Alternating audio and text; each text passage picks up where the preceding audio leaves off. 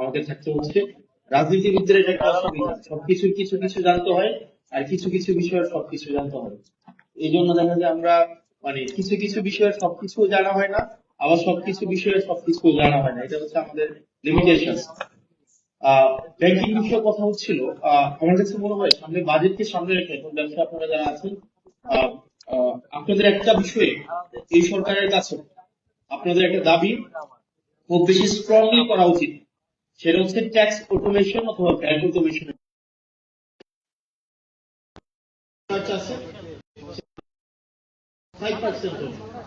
আবার আমাদের registered business প্রতিষ্ঠান আমাদের প্রায় 1 কোটির উপরে আছে, সেখানে দেখা যায় বছরে 5 লাখ 7 লাখ হচ্ছে আয়কর রিটার্ন দেয়। এটা দেওয়ার কারণও আছে। আপনি যখন আয়কর রিটার্নের যেই ধরনের বর্তমানে যে ট্রেডিশনাল পদ্ধতি, এই ট্রেডিশনাল পদ্ধতিতে দেখা যায় আপনার পেপার কমপ্লায়েন্সের অনেক জটিলতা।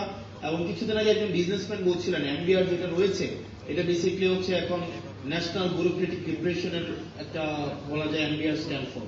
তো দেখা যায় ট্যাক্স ফাইল জমা দেওয়ার ক্ষেত্রে যে ধরনের জটিলতা, এই জটিলতা যদি আমরা অটোমেশন করে দিতে পারি, পেপারলেস করে দিতে পারি, অথবা এনআইডি কার্ডের সাথে যদি আমরা ইন্টিগ্রেটেড করে দিতে পারি, তাহলে এক কার্ডে অল সার্ভিস হচ্ছে আমাদের হয়ে যায়। এবং আন্ডার টেবিল যে ধরনের কম্প্রোমাইজ আছে বা আন্ডার টেবিল যে ধরনের নেগোসিয়েশন হয় সেটাও কিন্তু কমে যায় এবং সেটা অলমোস্ট জিরো হয়ে যায়। সেজন্য আমাদের ক্যাশলেস, পেপারলেস এবং এনআইডি ইন্টিগ্রেটেড ট্যাক্স এবং ভ্যাট অটোমেশন এখন এটা শুধুমাত্র সময়ের দাবি না, এটা অনেক দেশে, আমি যদি ইউরোপিয়ান অনেক দেশে দেখি এটা অলরেডি অনেক বছর ধরে সেটা প্র্যাকটিসে আছে। আপনি ইংল্যান্ডে যান, ইউএসএ তে যান, ইউএসএ তে যে ট্যাক্স দিচ্ছে এটা মেশিনকে ট্যাক্স দেয়। ইউএসএ দেখা যায় আপনি যখন ট্যাক্স দিবেন, এটা হচ্ছে আপনি একটা স্ট্রিটে বিভিন্ন কর্নার বুথ থাকে, আপনি ওখানে ট্যাক্স দিচ্ছেন, ওখানে কোনো আপনি কে ট্যাক্স নিয়েছে কোনো ব্যক্তিকেও আপনি কখনো দেখবেন না, আপনার ওই মেশিনের সাথে হচ্ছে আপনার হচ্ছে কমিউনিকেশন হচ্ছে। তো সেখানে আন্ডার টেবিল কোনো ধরনের কম্প্রোমাইজ করার কোনো সুযোগ থাকে না। বাংলাদেশে দেখা যায় এই জিনিসটাকে পেপার ইন্টিগ্রেটেড করে রাখা হয় এবং ব্যাপারটাকে খুব জটিল করে রাখা হয়। সেজন্য যারা ব্যবসায়ী আছে তাদের সুবিধার জন্য এবং আমরা বেশি করে ট্যাক্স এবং ভ্যাট সংগ্রহ করার জন্য আমাদের বর্তমানে ট্যাক্স এবং ভ্যাট অটোমেশনের কোনো বিকল্প নেই। আর দ্বিতীয় যে বিষয়টা বর্তমানে আমাদের যেই সংকট, আমরা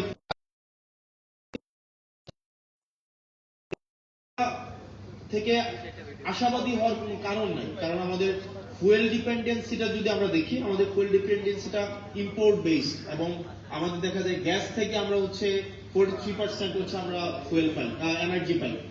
আমরা গ্যাস থেকে সেটা 43% পাই এবং গ্যাসের যেই বেশিরভাগ আমাদের এলএনজি কিন্তু হয় কাতার থেকে।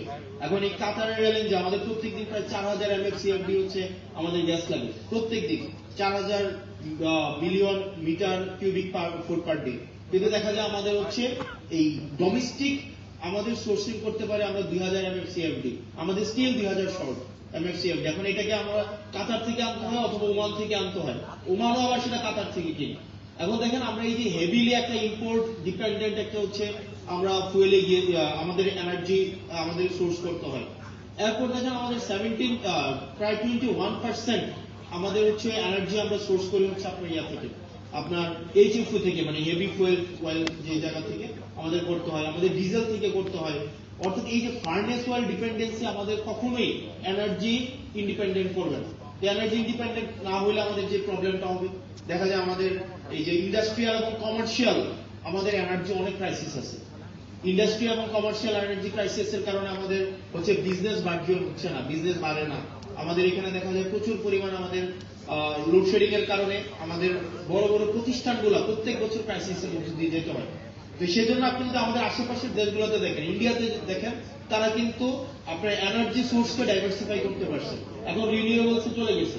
আমাদের পাকিস্তান পাকিস্তান দেখবেন ওরা হচ্ছে আপনার রিনিউয়েবলস এখন এই যে এখন একটা ইসরায়েল এবং হচ্ছে ইসরায়েলের যে সংকটটা তৈরি হয়েছে, ইসরায়েল ইউএসএ এবং মধ্যপ্রাচ্য ইরানের সাথে যে যুদ্ধটা হয়েছে, সেটার ইম্প্যাক্ট কিন্তু পাকিস্তানে পড়ে নাই, উরুগুয়েতে পড়ে নাই, কেনিয়াতে পড়ে নাই, কারণ হচ্ছে তারা এখন রিনিউয়েবলস এখন ডিপেন্ডেন্ট। দেখা যায় তাদের 57% বেশি হচ্ছে আপনার এনার্জি আপনার হচ্ছে রিনিউয়েবলস থেকে তারা উৎপাদন করতে পারছে। কিন্তু আমাদের রিনিউয়েবলস এর উৎপাদন ক্যাপাসিটি হচ্ছে 2.9% মাত্র, জাস্ট 2.9%। এখন আমাদের এই যে লাস্ট আপনি 10-15 বছরে যদি দেখেন, আমাদের নতুন কোন ধরনের হচ্ছে আমরা ডোমেস্টিক কোনো সোর্সিংই করি নাই। রিনিউয়েবলস এর জন্য আমাদের একটার পর একটা পাওয়ার প্ল্যান্ট দিয়ে গেছে, কিন্তু এগুলা থেকে আমরা সোর্স করতে পারি নাই। তো সেটার জন্য আমরা বলবো যে সুদূর প্রসারে আমাদের পরিকল্পনার ঘাটতি ছিল। আমাদের